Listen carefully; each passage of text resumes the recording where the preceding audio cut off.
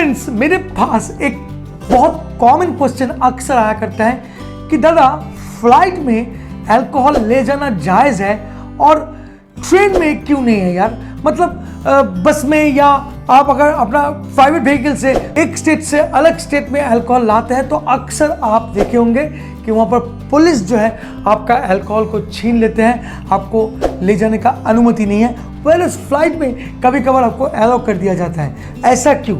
Friends, चलिए आज इस वीडियो से जानते हैं कि क्या करना चाहिए और क्या नहीं, और क्यों ये अलाउ नहीं है, मतलब क्या है इसका पीछे का सिनेरियो। चलिए आगे बढ़ते हैं। फ्रेंड्स, आप अगर बारटेंडिंग सीखना चाहते हैं तो आ जाइए कोलकाता और ज्वाइन कीजिए मेरा स्कूल द स्पिरिट विद्यालय।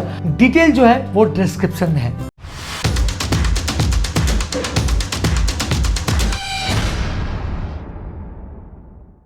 वेलकम बैक फ्रेंड्स, मुद्दा ये है कि सरकार फ्लाइट में तो अलाउ कर देते हैं, मे बी 5 बॉटल्स 750 ml वाली या 5 लीटर्स जो भी हो, बट ट्रेन में और प्राइवेट व्हीकल में वो अलाउ क्यों नहीं है? तो चलिए आज जानते हैं। ऑफ कोर्स बहुत सारी बात है, जैसे कि difference in regulation regarding the transportation of alcohol in India, like historical, legal and practical considerations. तो पहले मैं आपको एक आम आंसर दे देता हूं जिससे आपको ओवरऑल समझ में आ जाए कि क्यों ये अलाउ नहीं है। हालांकि अगर आप मेरा वीडियो देखते हैं तो आपको पता है, और उसके बाद खास आंसर दूंगा, पॉइंट वाइज बात करेंगे कि क्या प्रॉब्लम होती है। तो आम आंसर है कि हर एक स्टेट का अलग अलग रूल होते हैं, उसके कारण अक्सर आप एक जगह से अल्कोहल खरीद के दूसरी जगह नहीं ला सकते हैं। उसके अलावा आप अगर नोटिस करेंगे तो हवाई जहाज में जब भी आप सफ़र करते हैं तो आप जो अल्कोहल है उसको रखते हैं चेक इन लगेज में, जो आपके पास बिल्कुल नहीं रहता है, और आपके पास जो हैंड लगेज रहता है उसको प्रॉपर तरीके से स्कैन किए जाते हैं। तो अगर किसी भी कारण से आप अगर अल्कोहल को लेकर हैंड बैगेज में आप प्लेन में घुसने की कोशिश करते हैं तो आपको घुसने नहीं दिया जाता है, आप पकड़े जाते हो। इसका मतलब है कंट्रोल मॉनिटरिंग चलते रहते हैं, कंट्रोल सिक्योरिटी है एयरपोर्ट में। हालांकि आप अगर सड़क से लेकर आते हो या ट्रेन से लेकर आते हो तो आपके ऊपर कंट्रोल रखने का कोई ऑप्शन ही नहीं बचता है। आप किसी भी वक्त कभी भी वक्त उसको खोल के पी सकते हो, तो इसीलिए मोस्टली रेस्ट्रिक्टेड है। End of course individual law के कारण आपको अक्सर रोका जाता है। पास मैं बोलूँगा कि कुछ स्टेट है जो कम्प्लीटली ड्राई स्टेट है। आप अगर फ्लाइट से भी सफ़र करते हो और उस ड्राई स्टेट के लिए, तो फिर आप अलाउड नहीं हो, आप नहीं ले जा सकते हो उस पर्टिकुलर स्टेट में, इवन इन फ्लाइट। तो वो भी एक रिस्ट्रिक्शन है। तो मैं अगर आपको ओवरऑल बताऊं तो गवर्नमेंट इसमें इतनी ज़्यादा इन्वॉल्वमेंट है रेवेन्यू के चक्कर में। वो लोग भी नहीं चाहते कि भाई बाहर से कोई लेकर आए, मतलब बाहर स्टेट से कोई लेकर आए अपनी स्टेट में और पीते रहे, तो हम लोग तो रेवेन्यू लॉस करेंगे। तो वो भी एक फैक्टर है। चलिए अब आपको प्रिसाइज मैनर से बताते हैं वन बाय वन कि क्यों ये रेस्ट्रिक्टेड है।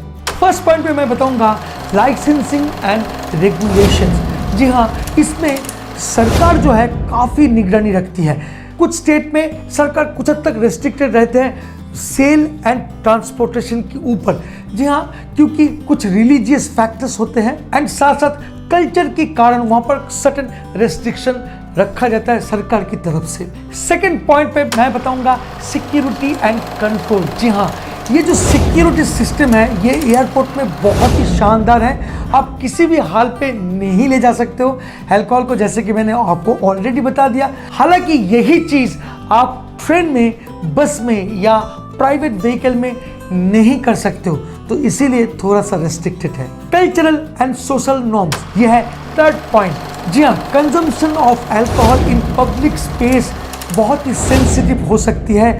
आप अगर सड़क से अल्कोहल को लेकर जा रहे हो तो आप कुछ भी कर सकते हो, किसी भी वक्त कर सकते हो, तो इसीलिए रेस्ट्रिक्टेड है। नंबर 4 पॉइंट पे मैं बताऊंगा सेफ्टी एंड रिस्पॉन्सिबिलिटी। जी हाँ, ये अगर आप एयर ट्रेवल करते हो, एयर से ट्रेवल करते हो, अगर उसमें अल्कोहल दिए भी जाते हैं मतलब पीने के लिए, तो भी वहाँ पर आपके ऊपर कड़ी निगरानी रखते हैं। केबिन क्रू, सो दैट आप इंटॉक्सिकेशन होके कुछ गलत ना कर बैठो केबिन में। तो वहाँ पर प्रॉपर तरीके से स्ट्रिक्ट रूल को मान के आपको अल्कोहल सर्व किए जाते हैं।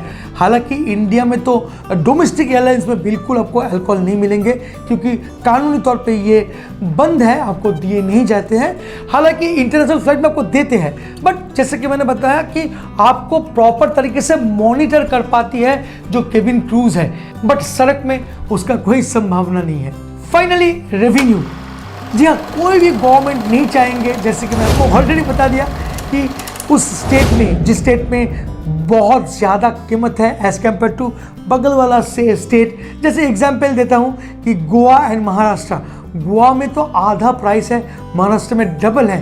तो हर कोई चाहेगा भाई जब भी मैं आसपास में जाऊंगा गोवा के, तो फिर वहाँ पर जाके अच्छी तरीके से मतलब बहुत सारा स्टॉक लेकर आ जाऊंगा महाराष्ट्र में और पीते रहेंगे। ऐसा नहीं होगा भाई, वहाँ का स्टेट रूल जो है वो अलग है, टैक्सेशन अलग है, आपकी स्टेट का जो रूल है वो भी अलग है, टैक्सेशन अलग है।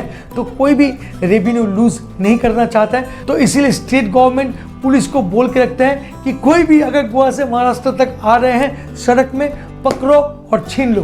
तो इसीलिए आप मुसीबत में पड़ते हैं। देखिए, बहुत को मैंने बोलते सुना है कि मैंने ना गोवा का परमिट ले लिए महाराष्ट्र में ड्रिंक्स को लाने के लिए। मैं ना थोड़ा सा डाउटफुल हूँ इस बारे में कि ये कोई लीगल परमिशन है, मुझे एक्चुअली मालूम नहीं है। मैंने बहुत पढ़ा, बट मुझे कोई ऐसा ठोस सबूत नहीं मिले कि आप अगर कोई परमिटेड चीज़ को लेकर गोवा से आते हो आपको सब अलाउ करेगा। मुझे मालूम नहीं है, मैं थोड़ा सा डाउटफुल हूँ इस मामले में। तो यहाँ पर मेरा कोई राय नहीं है। अगर आपको प्रॉपर तरीके से मालूम है तो लिखिएगा कमेंट बॉक्स में, मैं पढ़ लूँगा। Thank you so much. तो thank you so much for watching this video. मिलते हैं बहुत जल्द एक इंटरेस्टिंग टॉपिक के साथ। तब तक के लिए bye bye and take care. Please drink responsibly and don't drink and drive. जय हो।